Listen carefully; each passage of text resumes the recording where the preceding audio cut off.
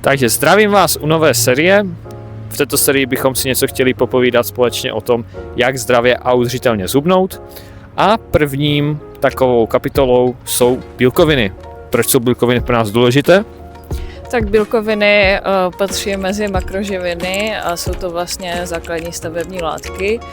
Jsou důležité kvůli různým metabolickým procesům, podílejí se na spoustě věcí, co se děje u nás v těle a dodávají nám i energii. Z mé zkušenosti bohužel ženy především a obecně česká populace má těch bílkovin v jídelníčku strašně málo, bojí se jich. Jsou vlastně bílkoviny jsou i někdy demonizovány, že způsobují vlastně ledvinové problémy. My z výzkumu víme, že už to dávno není pravda, takže rozhodně se jich nemusíme bát a spíše bychom je měli přidávat, než ubírat. Taková doporučení, kolik teda, tak uvádí se různě. Pro běžnou populaci 1,2 až 1,6 gramů na kilogram tělesné hmotnosti. Ovšem pokud jste v nadváze či obezitě, tak bych doporučil spíš se dívat na doporučení 1 až 1,2 gramu na kilogram čisté tělesné váhy, což je vlastně vaše tělesná váha minus tělesný tuk. No a kam se budeme podívat na to, abychom si ty bílkoviny koupili?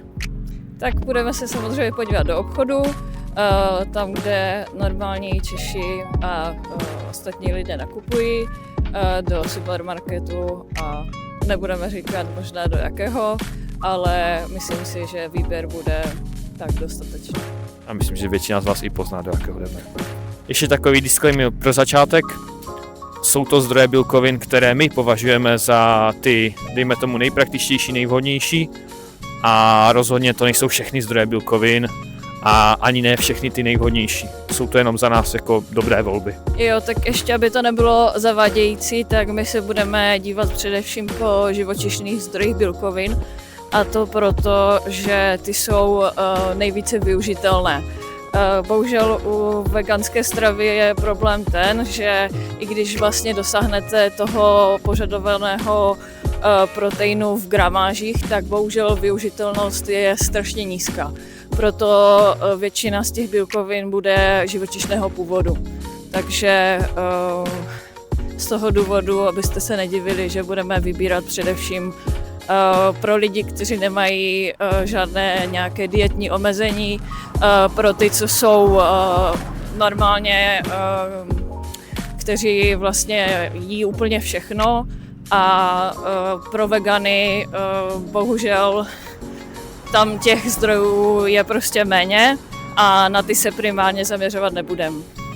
Takový trošku dražší, ale oblíbenec na cesty tuňák. 50 korun za 150 gramů čistého, čistá bílkovina, 26 gramů bílkovin, 0,9 gramů tuku. Asi nejlepší dietní zdroj.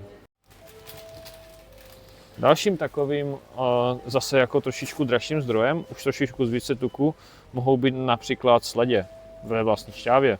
20 gramů bílkovin, 8,5 gramů tuku, zase na druhou stranu v tomto případě ten tuk je velice zdravý.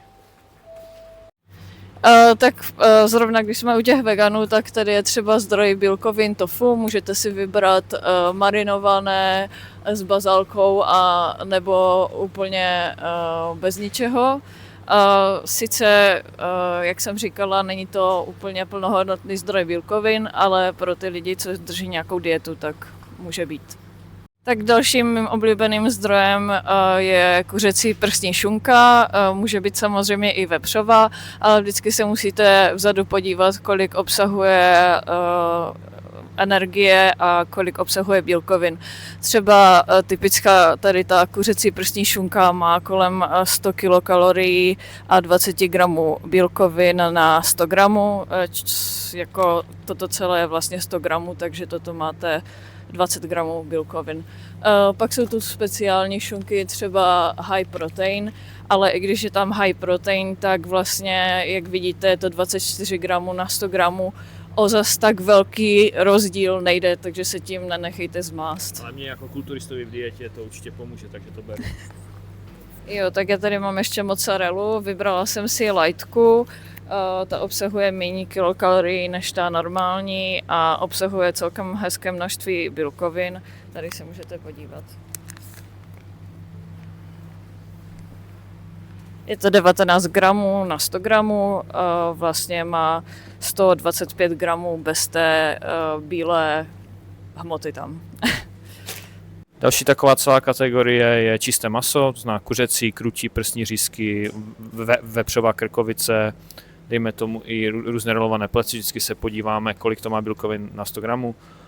Ty dneska nebudeme ukazovat, protože to je samozřejmě složitější na přípravu, ale víceméně jakékoliv čisté maso může být velice dobrým zdrojem bílkovin taky. Jo, tak já jsem tady ještě vzala proteinové pudinky, ty jsou přirozeně bez laktózy a mají 20 gramů na ten puding. A ještě jsem tady přibrala Aidam, který má 30%. To je taky úplně super zdroj bílkovin. Akurát musíme si dávat pozor na to, kolik ho jíme, protože ten už obsahuje docela dost tuku a tím pádem nám narůstá energetická hodnota. Když se podíváte, tak to má 263 kilokalorií vlastně na 100 gramů, kdežto ta šunka, kterou jsme brali, měla cca kolem 100, takže musíme být opatrní s tím množství. No, tak dalším takovým zdrojem, který ne každému voní, jsou tvarušky, olomoucké mini tvarušky, vyberte si. Čistá bílkovina, jenom bacha, jsou dost slané. No a dalším takovým super zdrojem je Cottage Light. Když jsme u těch tvarůžek, tak tady mě za to sice nebudou mít rádi, ale já si je vezmu. No a klasická kulturistika, klasika všech klasik, tvarohy. Ideálně, pokud chcete menší energetickou hodnotu, jemné, 15 gramů na 100 gramů, tady ty tvrdší mají 17, pokud vidím dobře, je to tak. No a já beru ten, protože úplný ideál za mě. Tady vidíte náš celý nákup bílkovin. Jako první tu máme Aidam, který stal asi 25 korun. Je dobré ho dát na chleba, nebo můžete ho zapéct třeba s tuňákem a nechat v mikrovlnce a je taky dobrý na cesty.